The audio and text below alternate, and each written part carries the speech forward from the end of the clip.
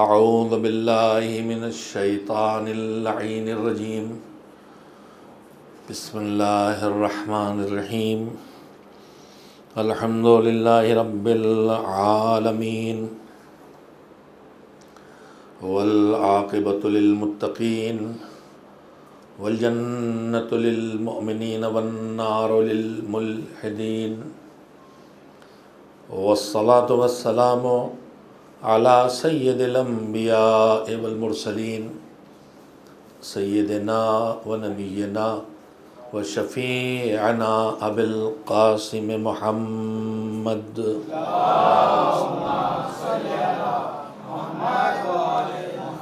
آلہ الطیبین الطاہرین المعصومین المظلومین واللعنۃ الدائمۃ الباقیۃ علی اعدائہم اجمعین من الآن الى یوم الدین اما بعد فقد قال اللہ سبحانہ وتعالی فی کتابہ المبین وہو اصدق الصادقین وقولہ الحق بسم اللہ الرحمن الرحیم الا ان اولیاء اللہ لا خوف علیہم ولا هم يحزنون الذین آمنوا وكانوا يتقون لهم البشرى في الحیاة الدنیا وفي الآخرة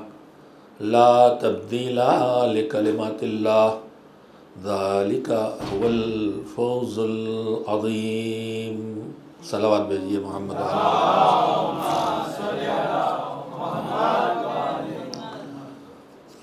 سورہ مبارک یونس کی آیات کے سلسلے سے 62 سے 64 نمبر تک کی آیات کی تلاوت کا شرف روزہ کرنا کی مانند آج بھی حاصل کیا ہے، جس میں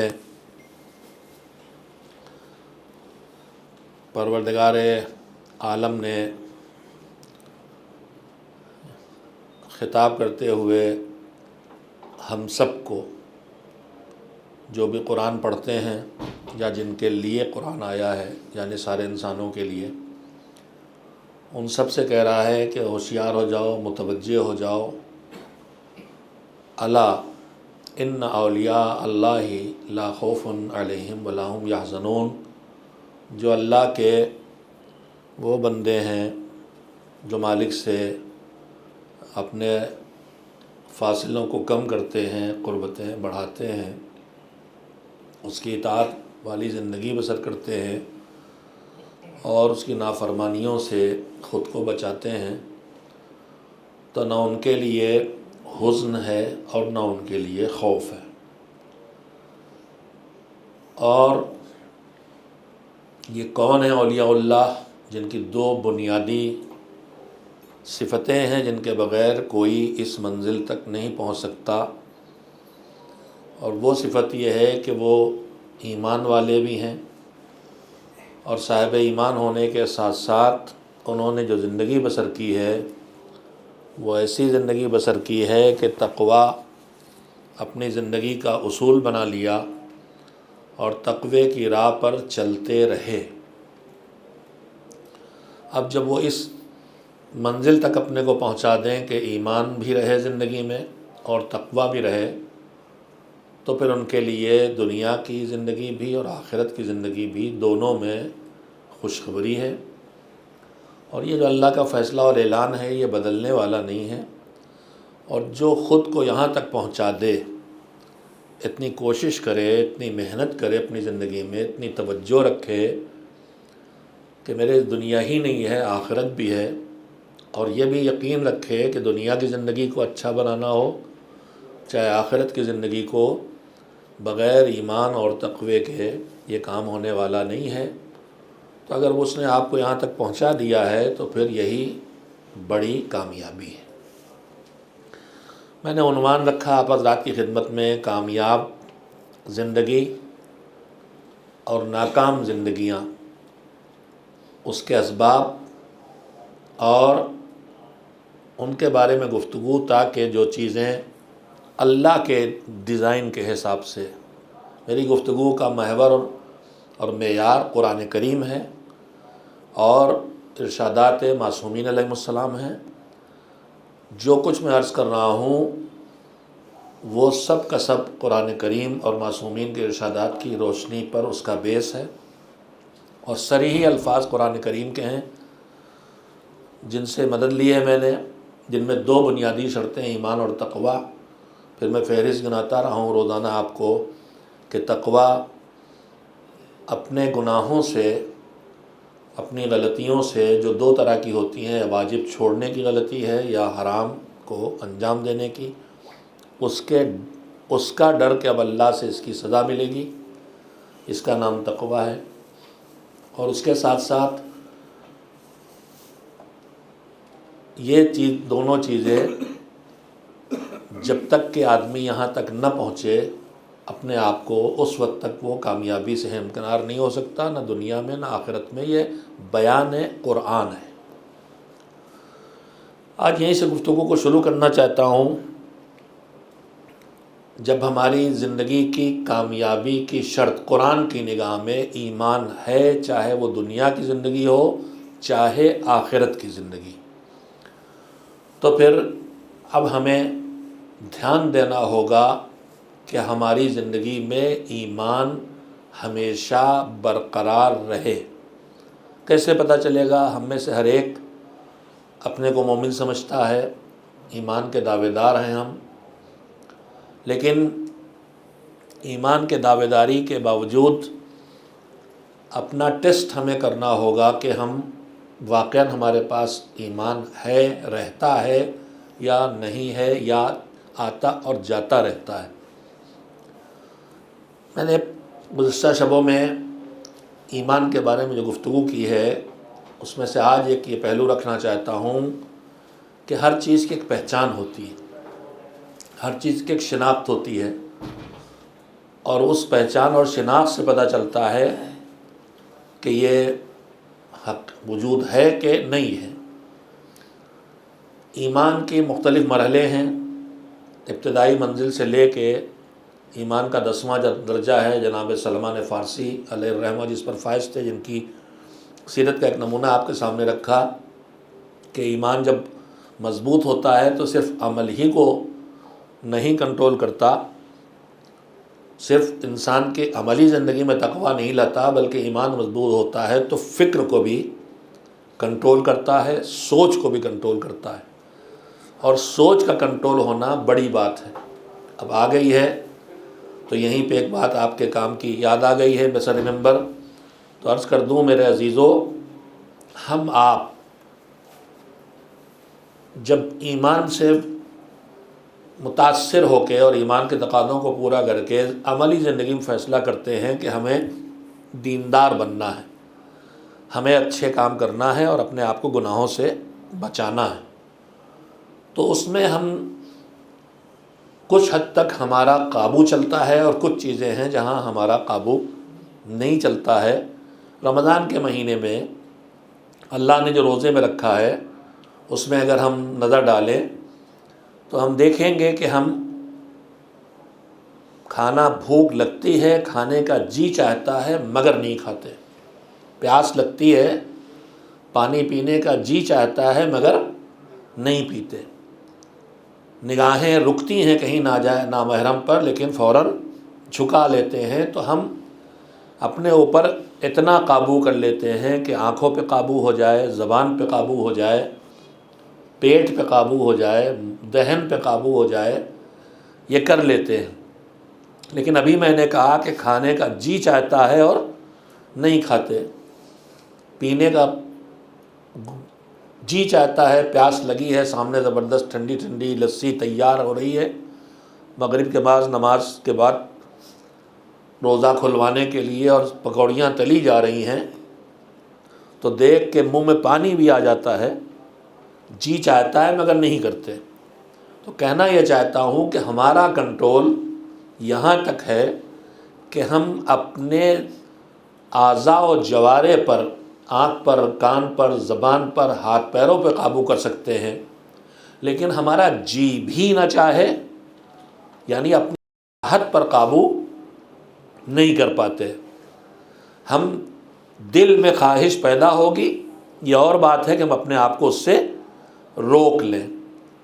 میں یہاں پہ خطیب اعظم مولانا غلام نصیر اللہ مقامہ کے 3 جملے اکثر یاد آتے ہیں، دہراتا ہوں کہ ہم یہ کہتے ہیں، ہمیں لگتا ہے کہ 18-16 گھنٹے کی گرمی میں روزہ رکھنا، رات ٹھنڈک میں اٹھ کے ٹھنڈے پانی سے وضو کرنا، یہ سب بڑا مشکل کام ہے، یعنی اپنی زندگی کو مسلمان بنانا مشکل کام ہے۔ لیکن وہ فرماتے تھے کہ زندگی کے مسلمان بنانے سے پہلے 2 اور مرحلے ہیں۔ آپ یہاں مجلس میں تشریف لائے ہیں تو آپ سیدھے مجلس میں نہیں چلے آئے، آپ کو پہلے اطلاع ملی کہ مجلس ہے، آپ کے دماغ تک بات پہنچی، آپ کے دماغ میں خیال آیا، اب اس اطلاع کے بعد آپ نے تولا کہ مجلس چلیں ثواب لیں یا بارش میں بھیگنے سے بچیں، تو آپ نے طے کیا بھیگیں، پریشان ہوں مگر مجلس کا ثواب حاصل کرنا ہے، مجلس میں پہنچنا ہے۔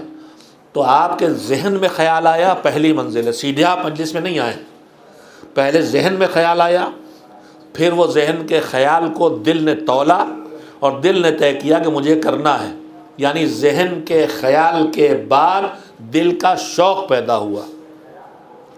پہلی چیز ہے ذہن کا خیال میں خیال آنا، اور دوسری چیز ہے دل میں شوق پیدا ہونا۔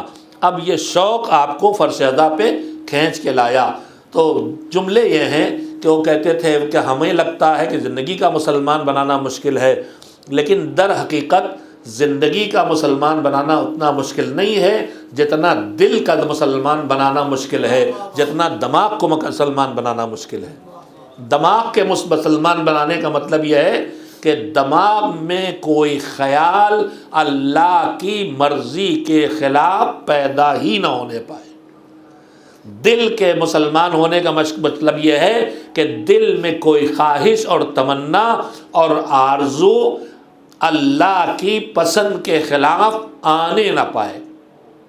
تو اصل مرحلہ زندگی کے مسلمان بنانے کا مشکل نہیں ہے، دل اور دماغ کے مسلمان بنانے کا مرحلہ مشکل ہے۔ اب میں پھر واپس لاؤں، میں بھوکا ہوں، پیاس لگی ہے، 16 گھنٹے روزے کے ہو گئے، گرمی ہے، پانی لسی بن رہی ہے، کوک سامنے سجا ہوا ہے، جی چاہتا ہے نہیں پیتے، جی چاہتا نہیں کھاتے، یعنی ہمیں اپنے عمل پہ تو قابو ہے مگر اپنی چاہت پہ قابو نہیں ہے۔ اب یہاں تک کیسے پہنچیں؟ ہم اپنے آپ کو ان کے حوالے کر دیں جن کے لیے اللہ نے ضمانت لی ہے، وَمَا تَشَاءُونَ إِلَّا أَن يَشَاءَ اللَّهُ۔ یہ ہمارے آل محمد وہ ہیں کہ جو چاہتے بھی وہی ہیں جو اللہ چاہتا ہے، یعنی انہیں صرف اپنے اعضاء و جوارح اور اعمال پہ قابو نہیں ہے، انہیں اپنے دل کی چاہت پر بھی قابو ہے۔ تو جب وہ جو چاہیں گے وہی جو اللہ چاہتا ہے، تو اگر ہم اس میں اپنے کو ڈھالنے کی کوشش کریں کہ ہم وہی چاہیں گے جو محمد و آل محمد چاہتے ہیں، تو دھیرے دھیرے ہم بھی ڈھلتے ہوئے وہاں پہنچ سکتے ہیں کہ ہمارے دل و دماغ بھی دھیرے دھیرے پاک و پاکیزہ ہونے لگے، وہ خیال آنا کنٹرول میں آ جائیں جو اللہ کی مرضی کے خلاف ہو، وہ دل میں خواہش پیدا ہونا رک جائے جو اللہ کی خوشنودی کے خلاف ہو۔ ایک صلوات مل جل کے بھیجیں محمد و آل محمد۔ ایمان بنیادی کامیابی کی پہلی اور بنیادی شرط ہے۔ اب ایمان کہاں ہے کہاں نہیں ہے، کس کے پاس ہے کس کے پاس نہیں، ہم سب دعوے دار ہیں، اس کا پتہ کیسے چلے؟ تو میرے عزیزوں، میں نے ابھی تذکرہ کیا جناب سلمان کا، آج بھی کل بھی اس مجلس میں بھی 10ویں درجے پر وہ تھے۔ وہ ایمان کی اعلیٰ ترین منزل ہے، لیکن ایمان کی کم ترین منزل بھی ہے کہ کم سے کم ایمان کیا ہے۔ اس سلسلے میں ایک حدیث سنانا چاہتا ہوں، دماغوں میں رہ جائے گی تو کام آتی رہے گی، ہمارے لیے وہی ٹیسٹ ہے، وہی ہمارا تھرمامیٹر ہے ایمان کی حرارت چیک کرنے کا۔ روایت میں چھٹے امام حضرت جعفر صادق علیہ السلام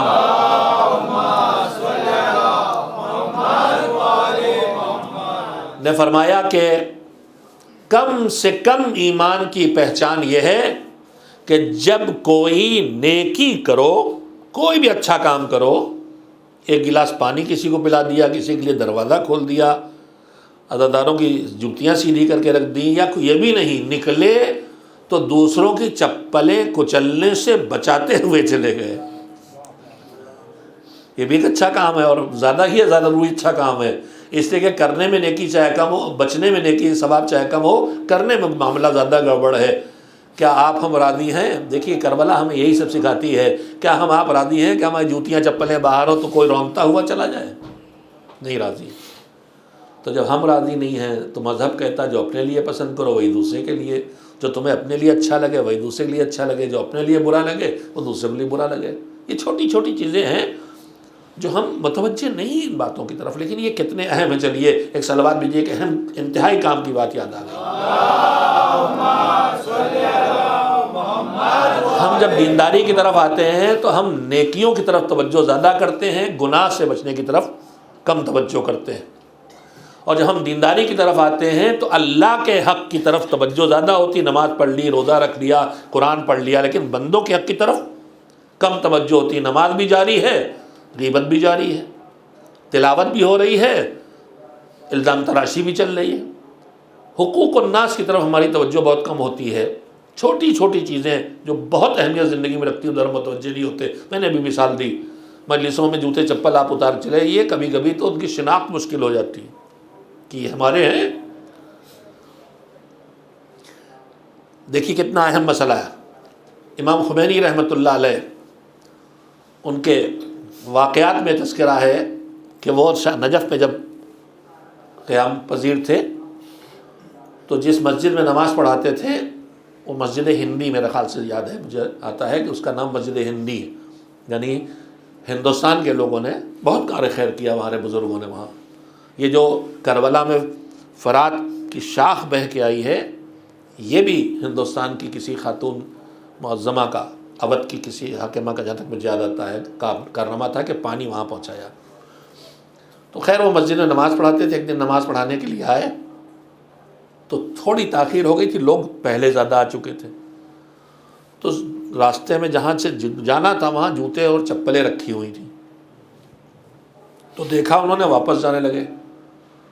تو لوگ آئے کہ حضور کیا ہو گیا، کیوں واپس جا رہے ہیں؟ کہا کہ جانے کا راستہ نہیں ہے، سب جوتے چپل رکھے کیسے جائیں؟ دیکھیے حساسیت، دیکھیے اسلام کی، اسلام واقعاً ہمیں کیا سکھاتا ہے۔ تو لوگوں کا حضور آ جائیے، کیا ہے، کون ناراض؟ کہا نہیں، میں کیسے کچل کے آؤں لوگوں کی چپلیں؟ تو ان کا حضور ہم ہٹائے دیتے ہیں، ہم آپ یہ کرتے ہیں نا، ادھر کھسکائی ادھر کھسکائی، مولانا کی راستہ بنا دیا جلدی سے۔ تو انہوں نے کہا کہ نہ، تمہیں کہاں حق ہے؟ جو جہاں اتار کے گیا ہے وہاں سے ہٹا کے تمہیں دوسری جگہ کرنے کا حق کس نے دیا ہے؟ دیکھیے یہ ہے اسلام۔ کیسے ہاتھ لگا سکتے ہو تم؟ کیسے ہٹا سکتے ہو ادھر سے؟ تو لوگوں اندر مسجد میں خبر ہو گئی کہ معاملہ کیا، خود دوڑ کے آئے لوگ، اور انہوں نے آ کے خود ہٹایا، تو پھر نماز پڑھانے کے لیے گئے۔ تو جا رہے تھے نماز کے لیے، جو اللہ کے حقوق میں سر فہرست ہے، لیکن نماز کے لیے جاتے ہوئے اس کو بھی گوارا نہ کیا کہ ان کی چپلوں کو روندنا تو دور کی بات، ہٹا دیا جائے، جن کے بارے میں پتہ تھا کہ اگر انہیں پتہ چلے گا تو ناراض نہیں ہوں گے کہ مولانا نے ایسا کیا ہے۔ تو میرے عزیزو، یہ ہے اسلام، جہاں دوسروں کو اتنے حقوق کا خیال رکھنا ہمیں سکھایا جاتا ہے۔ اب کم سے کم ایام ہذا میں آنے کے بعد تو ہم یہ سیکھیں کہ ہمیں چلیں تو ہم تبرک لینے کے لیے، الحمدللہ میں نے دیکھا ہے سب منظم ہے، مگر بہت سی کا دھکا مکی ہوتی ہے۔ ہم جلوس نکالیں تو لوگوں کا راستہ نہ روکیں، ہم نوحے پڑھیں تو لوگوں کا آرام میں خلل نہ ڈالیں۔ مجھے پتہ ہے ان باتوں پہ تبصرے کیے جاتے ہیں، لیکن کربلا تو ہمیں یہی سکھاتی ہے کہ تمہیں دوسروں کا خیال رکھ کے جینا ہے۔ ایک صلوات بھیجیں محمد وآل محمد۔ ایک بنیادی شرط ایمان ہے۔ ایمان کی کم سے کم پہچان یہ ہے جو چھٹے امام حضرت جعفر صادق علیہ السلام کے الفاظ میں کہ نیکی کرو تو خوشی کا احساس ہو۔ چھوٹی سے چھوٹی نیکی پر بھی خوشی کا احساس۔ ایک جملہ پھر اور سن لیجیے، ہم یہ چھوٹی نیکی بڑی نیکی کی بات کرتے ہیں نا، چھوٹا گناہ بڑا گناہ، چھوٹی نیکی بڑی نیکی، چھوٹا گناہ گناہ صغیرہ، بڑا گناہ گناہ کبیرہ۔ وہ اللہ کی رحمت ہے کہ اس نے چھوٹے بڑے گناہ بنا دیے، مگر ہمیں بھی کیا اسی طرح سوچنا چاہیے کہ نہیں تو چھوٹا والا گناہ ہے چلے گا؟ نہیں، مولا علی کے جملے دونوں جگہ ہیں۔ جس ہم چھوٹے گناہ کو چھوٹا گناہ سمجھتے ہیں وہ فرماتے ہیں، مولا علی کا جملہ ہے کہ تم یہ نہ دیکھو کہ جرم کتنا چھوٹا ہے، یہ دیکھو کہ تم کس کے سامنے یہ جرم کر رہے ہو، اس کی عظمت کا احساس کرو، تو پھر کوئی چھوٹا گناہ چھوٹا نہ رہ جائے گا۔ اور دوسری طرف کہ کسی بھی نیکی کو، چھوٹی سے چھوٹی نیکی کو چھوٹا نہ سمجھو، کیوں؟ کیفا یقل ما یتقبل، وہ نیکی چھوٹی ہے وہ کیسے سکتی ہے جو اس عظیم کی بارگاہ میں قبولیت کا شرف حاصل کر لے۔ تو نہ چھوٹا گناہ سمجھ کے جسارت کرنا چاہیے، نہ چھوٹی نیکی سمجھ کے اپنے کو اس سے محروم کرنا چاہیے۔ ہم بڑی نیکی سمجھتے ہیں، اس میں گڑبڑ کی زیادہ چانس ہے کہ ہم اس میں کہیں دکھاوے کا شکار ہو جائیں، کہیں ریاکاری کا شکار ہو جائیں۔ لیکن جو چھوٹی چھوٹی نیکیاں جنہیں ہم خود ہی اہمیت نہیں دیتے ہیں، اسے ہم دکھانے کے لیے نہیں کریں گے تو انہی کے زیادہ قبول ہو جانے کی گنجائش محسوس ہوتی۔ تو میں عرض کر رہا تھا بنیادی طور پر ایمان، کم سے کم ایمان کیا ہے؟ نیکی کرنے پر خوشی کا احساس اور گناہ کرنے پر رنجیدگی کا احساس۔ کم سے کم، میں یہاں کیوں رکا ہوں؟ نیکی کرنے پر خوشی کا احساس تو ہم سب میں زندہ ہے، بلکہ اتنا ہے کہ کوئی اچھا کام کوئی اور کرے اور لوگ مجھے سمجھے اور میری واہ واہ کریں تو میں اسی پہ ہٹنے لگتا ہوں۔ کلام شاعر کا میں آ کے بیٹھ گیا یہاں پڑھنے، نہیں یہ مقطع پڑھتے ہیں ان کی بات نہیں کر رہا ہوں، جو دوسروں کا کلام پڑھتے ہیں ان سے ہاتھ جوڑ گزارش کروں گا، جس کا کلام پڑھو اس کا نام لے لو۔ خطیب بھی جس کے دوسرے کے پوائنٹ پڑھو اس کا نام لے لو، تمہارے پاس سے کچھ نہ جائے گا۔ اگر نام لے کے میں پڑھ دوں گا کہ غلام اسکرین پڑھا تو کیا آپ کو اچھی نہیں لگتی بات، یا آپ اس میں سبحان اللہ نہیں کرتے؟ کیوں کسی کی خوبی کو چھپایا جائے؟ تو کلام شاعر کا بہترین کلام پڑھ لیا میں نے، واہ واہ میں نے لوٹ لی، تو ہم تو اس پہ بھی خوش ہوتے ہیں، ایسا واہ واہ لیتے ہیں کہ جیسے بس ہم ہی تو ہیں سب کچھ، شاعر اعظم ہم ہیں، جبکہ صحیح شعر پڑھنا بھی ہو سکتا نہ آتے ہو، کلمات بھی بس خیر زیادہ تلخی اچھی نہیں ہوتی، ایک صلوات بھیجیں محمد والے۔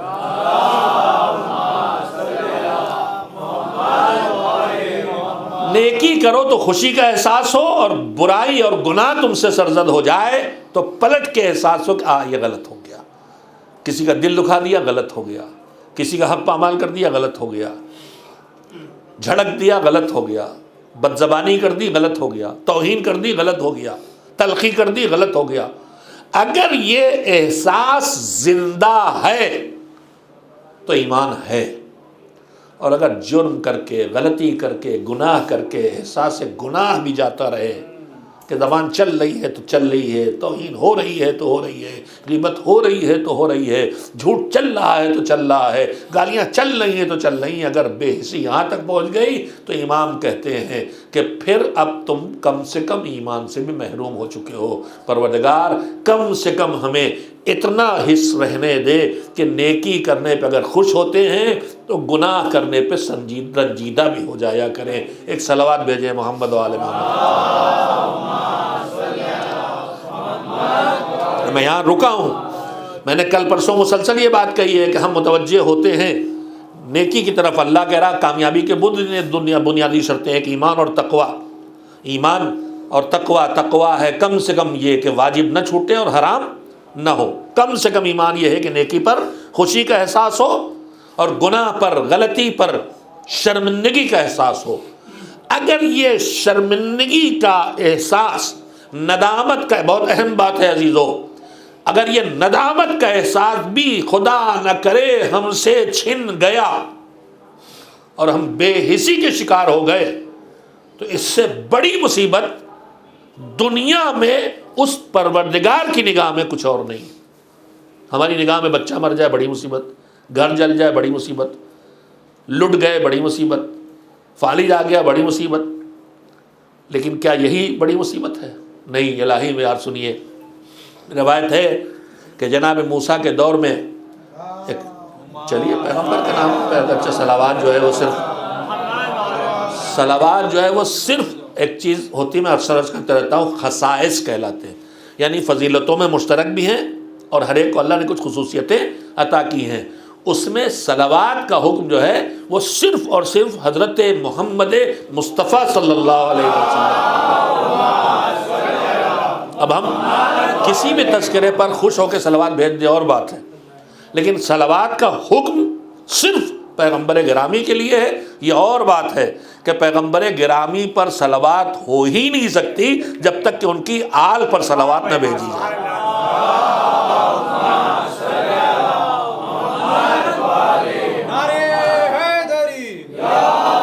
پڑھتا ہوں میں درود نام نبی کے بعد، اور رحمت برستی ہے میری اس بندگی کے بعد. اور جس کو نہ ہو یقین خود پوچھے رسول سے، مشکل کشائی ہوتی ہے نام علی کے بعد. ماشاءاللہ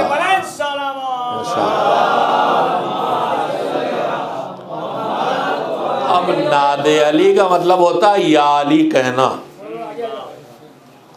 اشاروں کی بات بھی سمجھا کیجیے. ناد علی کا مطلب یا علی کہو. نعرہ حیدری لگائیے، اب یہی موقع ہے اس کا.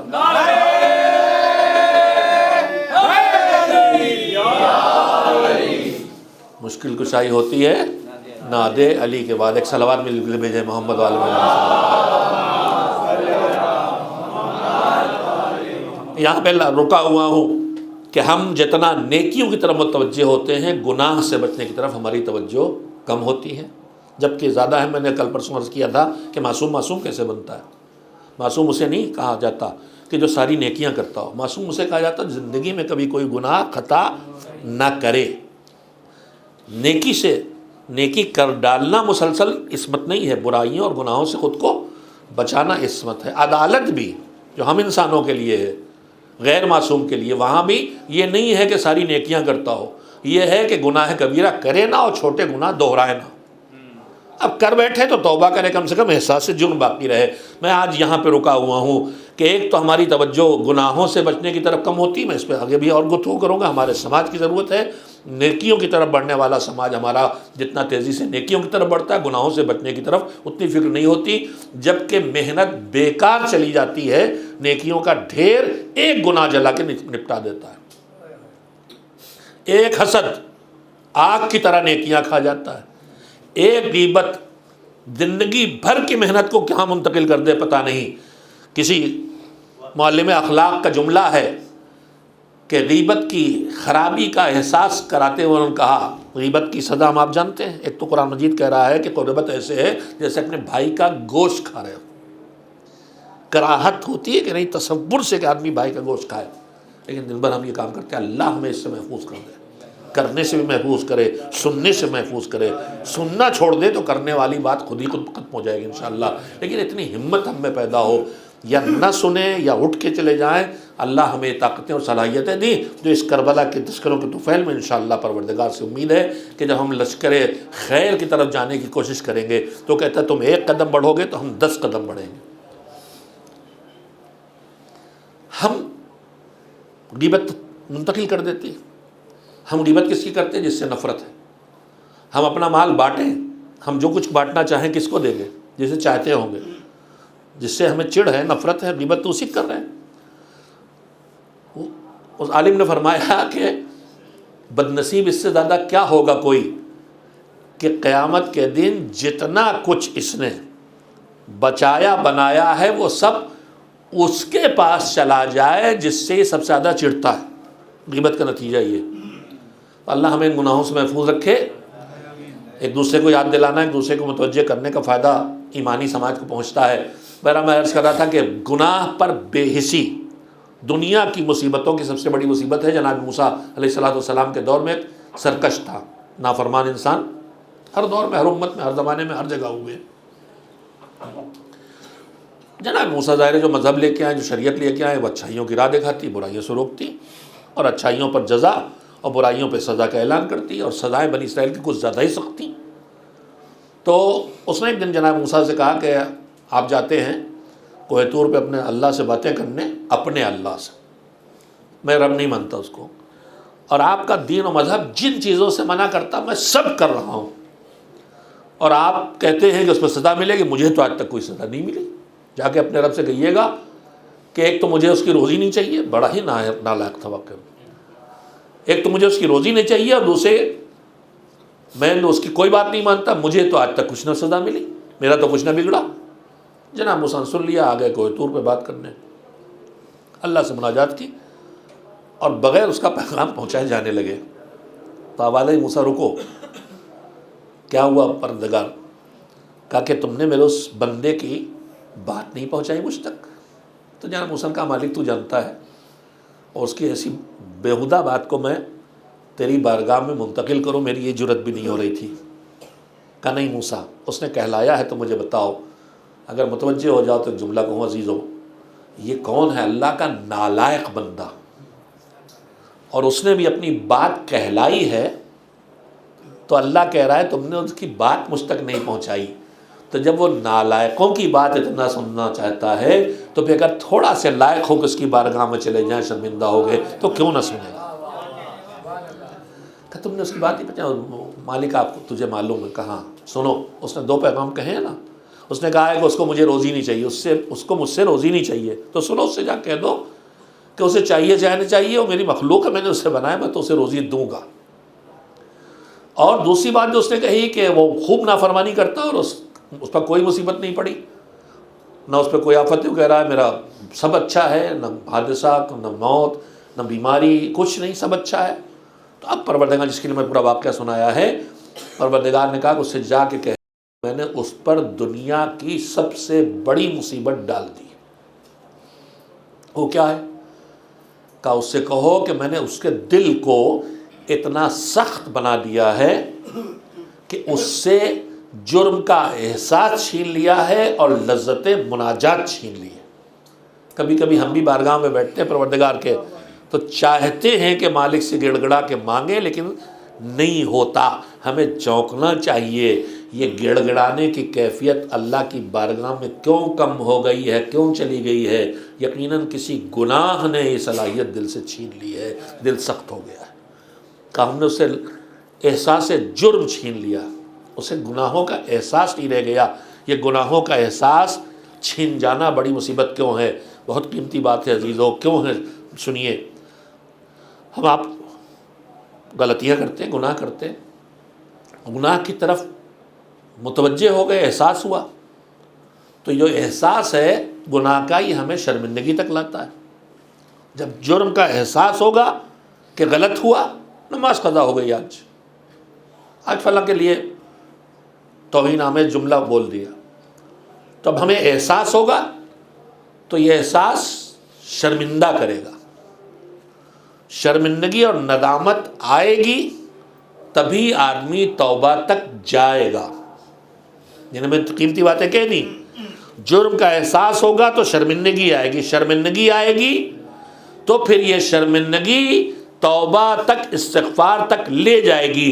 جب توبہ استغفار تک جائیں گے تبھی مغفرت کے امکان پیدا ہوگا۔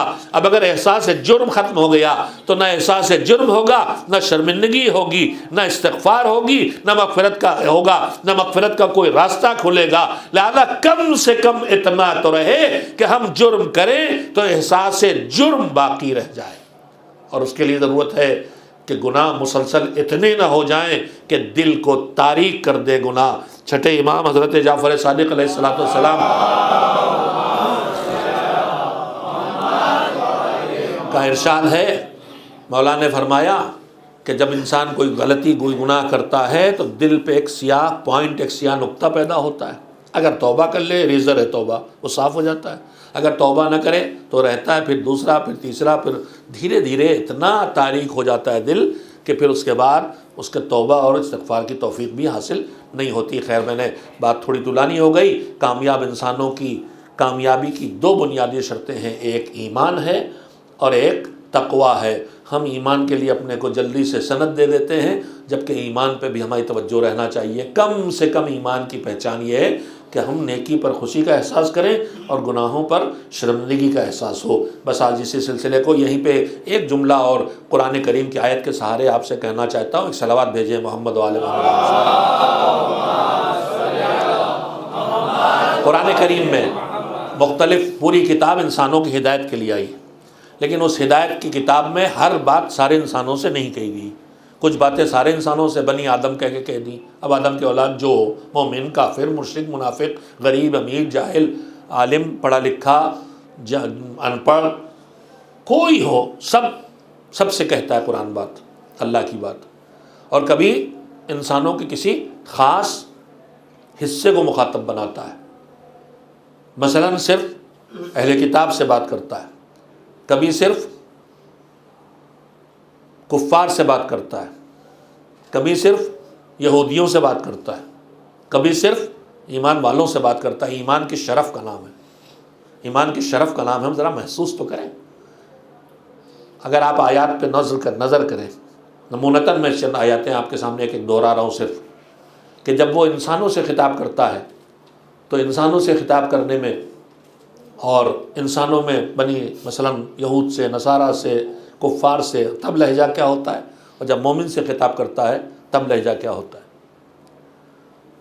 جو سورے ہم آپ زندگی میں دہراتے رہتے ہیں یا کم از کم سنتے رہتے ہیں، جن کے کلمات ہمیں یاد ہیں، اس میں سورہ جمعہ ہے. سورہ جمعہ میں پروردگار عالم نے ابتدائی حصے میں پیغمبر اکرم حضرت محمد مصطفیٰ صلی اللہ علیہ وسلم کی بعثت کا ذکر کیا ہے. پیغمبر کو اللہ نے کیوں بھیجا، انہیں کیا کرنا ہے. قرآن کی آیتوں کو تلاوت کر کے سنانا ہے ایک، اور اس کے بعد انہیں برائیوں سے بچا کے نیکیوں کی راہ پہ ڈال کے تربیت دینا ہے اور ان کے نفسوں کو پاکیزہ بنانا ہے دو، پھر انہیں تعلیم دینا ہے. یہ تین ذمہ داریاں. جب یہ پہلا پارٹ سورہ جمعہ کا ختم ہوتا ہے تو دوسرا حصہ شروع ہوتا ہے یہودیوں کے تذکرے میں.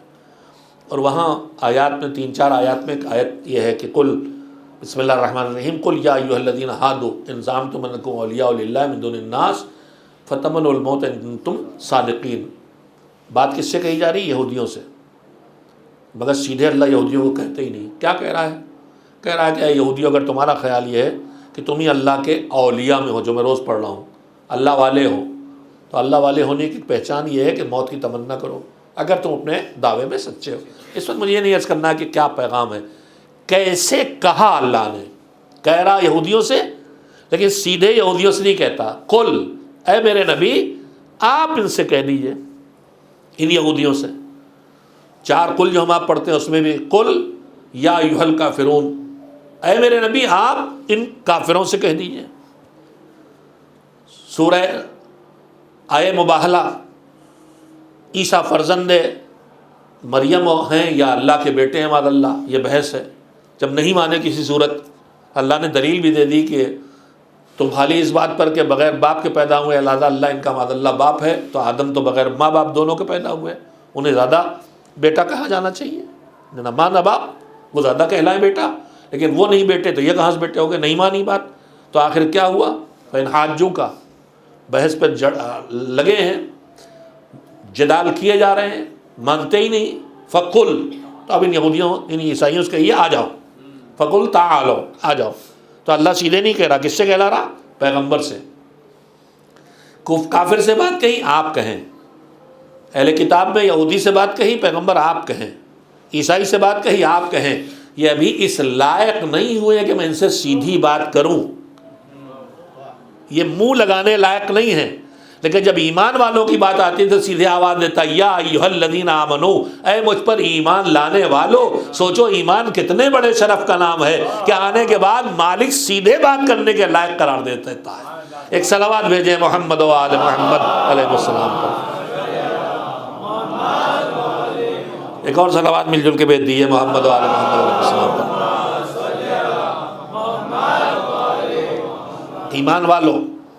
ایمان والوں سے خطاب کر کے پروردگار عالم نے تقریباً نہیں، انشاءاللہ اب کمپیوٹر دنیا آ گئی ہے، کنفرم حد تک ہو جاتی بات، 89 آیتیں ہیں، 89 آیتیں ہیں جس میں اللہ نے سب کو چھوڑ کے صرف ایمان والوں سے خطاب کیا ہے. ان ساری آیتوں پہ ہمیشہ ایمان والوں، بہت زیادہ تذکرہ جو ہے ایمان والوں تقوی اختیار کرو، ایمان والوں تقوی اختیار کرو، ایمان والوں تقوی اختیار کرو. اس کے بعد پھر ایمان والوں نماز پڑھو، ایمان والوں روزہ رکھو، ایمان والوں نگاہوں کو جھکا کے رکھو. تمام چیزیں جو آئی ہیں احکام مذہب، ان سب کو ان 89 آیتوں میں پروردگار عالم نے سمیٹ دیا ہے۔ ان میں ایک اکلوتی آیت دکھائی دیتی ہے جہاں ایمان والوں ہی سے کہا جا رہا ہے کہ ایمان لاؤ۔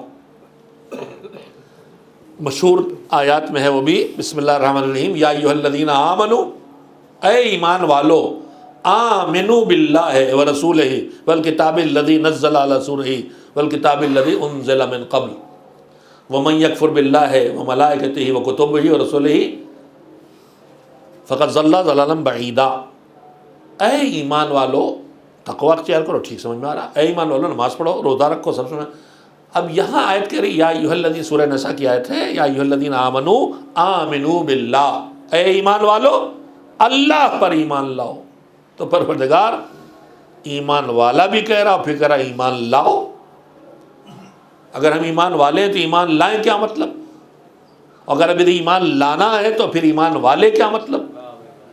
تو بلاغت قرآنی ہے، پیغام رسانی کا جو بہترین لہجہ قرآن کا ہے، کہیں دنیا میں دیکھنے کو نہ ملے گا۔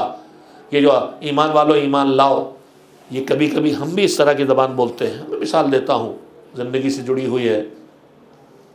ہم آپ بچے ہوم ورک ملتا ہے، شام کو پڑھنے کے لیے بٹھاتے ہیں کہ اب یہ پڑھنے کا وقت ہے، چلو ہوم ورک کرو بیٹھ کے۔ اب ان کا موڈ ہے کمپیوٹر پہ گیم کھیلنے کا، یا موبائل پہ گیم کھیلنے کا، یا ٹی وی دیکھنے کا۔ میں چاہ رہا اسے دیکھنا ہے، ہم نے زبردستی پکڑ بٹھا دیا، کتاب بھی سامنے، کاپی بھی سامنے، قلم بھی ہاتھ میں، مگر کنکھیوں سے کان ادھر لگے ہیں کمپیوٹر اس پہ، ٹی وی پہ جہاں کرکٹ میچ آ رہا ہے۔ تو ہم نے دیکھا اچھے اٹھتے، ہم نے کہا پڑھو پڑھو۔ پڑھ تو رہا ہے بھائی، وہ پڑھ تو رہا ہے نا، کتاب لیے بیٹھا ہے، پڑھ رہا۔ تو جو پڑھ رہا اسی سے ہم کہہ رہے ہیں پڑھو پڑھو۔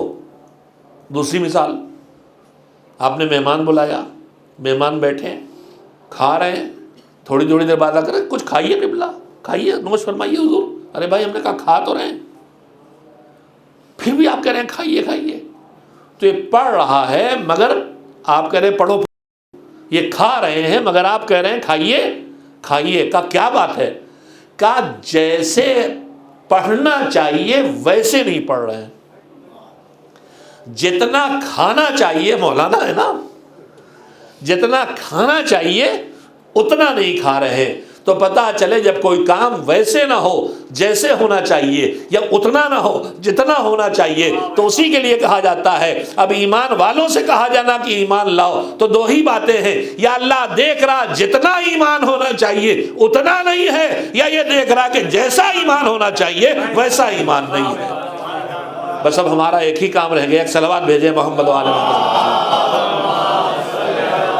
کہ ہم تلاش کریں کہ ہمارے پاس کتنا ایمان ہے اور کیسا ایمان ہے، اور اس کا پہلا معیار ہے کہ نیکی پر خوشی کا احساس باقی رہے اور گناہوں پر رنجیدگی کا احساس پیدا ہوتا رہے۔ اور یہی رنجیدگی کا احساس ہے جو لشکر یزید سے نکال کے لشکر حسین میں لے آتا ہے، اور یہی نیکی کا احساس ہے جو جون حبشی کو سیاہ پوش ہونے کے باوجود نور بھی عطا کر دیتا ہے اور خوشبو بھی عطا کر دیتا ہے۔ آج 4 محرم گزر گئی، 5 محرم کی رات آ گئی، تذکرے اب اصحاب کے تذکروں کے ساتھ ساتھ اہل بیت اور اس خانوادے کے شہیدوں کی طرف منتقل ہو رہے ہیں۔ ابھی میں نے خواجہ مسجد کی مجلس میں جناب محمد کا ذکر کیا تھا، کل کی شب آئے گی تو حضرت قاسم علیہ السلام کے ذکر سے، کی خوشبو سے بسے گی۔ عزیزو، اصحاب کربلا کا ذکر ختم ہو رہا ہے اور شہدائے بنی ہاشم کا ذکر شروع ہونے والا ہے۔ میں چاہتا ہوں آج تھوڑے سے 2 تذکرے ہو جائیں۔ میرے عزیزو، کربلا کے شہداء میں نے عرض کیا ہے کہ ہر رنگ و نسل کے لوگ تھے، ان میں ایک جناب جون بھی ہیں۔ جناب ابوذر کے غلام تھے، امام حسین علیہ السلام تک پہنچے، امام کے ساتھ زندگی بسر کی۔ شب عاشور حسین نے خصوصیت سے جناب جون کو بلا کے کہا کہ تم کو ہم نے آزاد کیا، تم جہاں چاہو چلے جاؤ۔ جناب جون نے ہاتھ جوڑے، کہا مولا جب اچھے حالات تھے تب آپ کے ساتھ رہا، اب آپ بھوک اور پیاس کا شکار ہیں تو میں آپ کو چھوڑ کے چلا جاؤں، یہ میرے سے بس کی بات نہیں ہے۔ امام نے جب اصرار کیا، روایات کہتی ہیں عاشور کے دن امام سے بار بار وہ چاہتے ہیں اجازت لینے کے لیے، لیکن امام بار بار روکتے ہیں، تو آخر میں جون نے کہا کہ آقا میرا رنگ سیاہ ہے، میرا نسب معلوم نہیں ہے، میرے بدن سے بو آتی ہے، آقا مجھے شہادت کی اجازت دے دے تاکہ میرا بدن خوشبو والا ہو جائے جنت کی اور مجھے نور شہادت عنایت ہو جائے۔ اس کے بعد حسین نے اجازت دی۔ روایت کہتی ہے 2 غلاموں کا قصہ ملتا ہے، ایک جناب جون ہے، ایک اور غلام ہے فائز یا فیاض کے نام سے، جو قاری قرآن بھی ہیں، انہوں نے بھی اسی طرح اجازت لی اور شہید ہوئے ہیں۔ حسین نے انہیں دعا دی کہ جون کو اللہ نور عطا کرے، خوشبو عطا کرے۔ شہادت کے بعد جب لاشوں کو دفنانے کے لیے آئے ہیں تو لاش سے جون سے جو خوشبو آ رہی تھی اس نے سب کو توجہ کر لیا کہ خوشبو کہاں سے آ رہی ہے اور کیوں آ رہی ہے۔ دوسری روایت دوسرے غلام کے لیے کہتی ہے جب وہ شہید ہو کے گرا تو امام اس کے سرانے پہنچے، وہ قاری قرآن غلام تھا۔ جیسے اکبر کی لاش جناب تڑپتے ہوئے جسم پہ پہنچے تھے حسین، تو اکبر کی پیشانی پہ اپنے لبوں کو رکھ کے بوسہ دیا تھا۔ روایت کہتی ہے کہ اس فارس نام تھا، فارس کا سر اٹھا کے گود میں رکھا اور لبوں کا بوسہ پیشانی پہ دیا۔ اس نے آنکھیں کھولی اور اس کے بعد آواز دی، کون ہے میری طرح، جیسے کل فطر اس نے کہا تھا کہ کون ہے میرا جیسا، میں حسین کا آزاد کردہ ہوں، ویسے یہ فارس کہہ رہا تھا کون ہے میرے شرف جیسا کہ میرے آقا کے لب میری پیشانی کو بوسہ دے رہے ہیں۔ یہ ایک کیفیت ہے حسین کی۔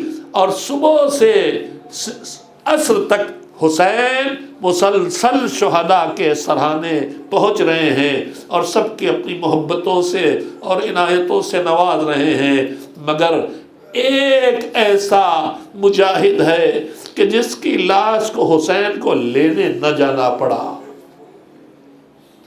جو خود حسین کے پاس پہنچ گیا۔ کون؟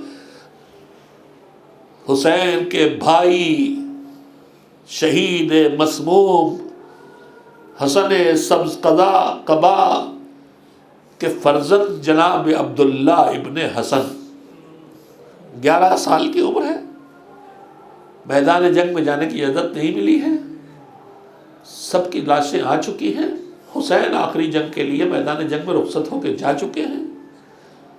فضا خبر لے کے آتی ہے میں منع پہ حملہ کیا، میں سرا پہ حملہ کیا، قلب لشکر میں ڈوب گئے۔ کچھ دیر گزری کہ اب حسین کی خبر کہیں نہیں ملتی کہ آقا کہاں ہے۔ خیموں میں بھی بیاں بیٹھی ہے، زینب ام کلثوم، رباب اور ام لیلا بے چین ہے، سکینہ۔ کوئی ہوتا جو بابا کی خبر لے کے آتا، کوئی ہوتا جو بھیا کی خبر لے کے آتا۔ گوشے میں کم سے یتیم کھڑا ہے، دیکھا پپیا بے چین، ابا بے چین، بہن بے چین۔ ایک مرتبہ راوی کہتا ہے در پردہ، خیمے کا پردہ ہٹا اور ایک قمر چاند جیسے چہرے والا بچہ، وہ کہتا ہے کہ میں نے نگاہ پڑی تو اس کے کانوں میں در تھے جو روشنی میں چمک رہے تھے، مجھے چہرہ آج تک نہیں بھولتا۔ وہ بچہ عبداللہ ابن حسن، دیکھا پھپھیا بے چین ہے۔ ایک مرتبہ خاموشی سے در خیمہ پہ آئے اور پردہ ہٹا کے تیزی سے دوڑے، پیچھے زینب سر پہ چادر ڈالے ہوئے، ارے میرے بچے رک جا، ارے میرے لال رک جا۔ مگر بچہ اتنا بے چین ہے کہ تیزی سے دوڑتا ہوا اس نشیب تک پہنچ گیا جہاں حسین سجدے میں ہے۔ دور سے دیکھا ظالم تلوار لے کے حسین کی طرف بڑھ رہا ہے، وہیں سے آواز دی ظالم رک جا، ظالم رک جا، مگر تلوار چل چکی تھی۔ بچہ دوڑ کے پہنچا، ننھے ننھے ہاتھ پھیلا دیے،